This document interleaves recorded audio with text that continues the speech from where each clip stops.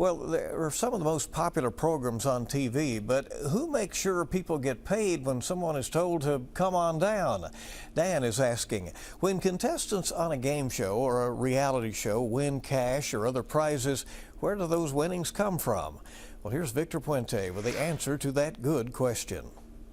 There could be multiple sources for those winnings. It depends on the show and any deals producers have cut with advertisers. Shannon Perry with Village Roadshow Entertainment Group told Rapbook that the two most common sources are from the program's budget and from advertisers. Prize money might be built into the budget of a show if there's a maximum amount that contestants could win. That way you know to set the budget at that amount. That money would come from the network itself. Or that money, or the prizes themselves, could come from advertisers. If a company sponsors a show, they'll pay the prizes. If a product is featured on a show or given away as a prize, that generally also comes from the company.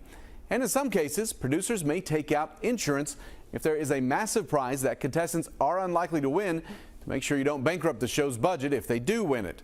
According to Forbes, game shows are pretty inexpensive, averaging about $1 million an hour to produce. It may seem like a lot, but consider the most recent season of Stranger Things was estimated to cost $30 million an episode. If you have a good question, just email us. Goodquestion@WKYT.com. I'll see you on WKYT Mornings.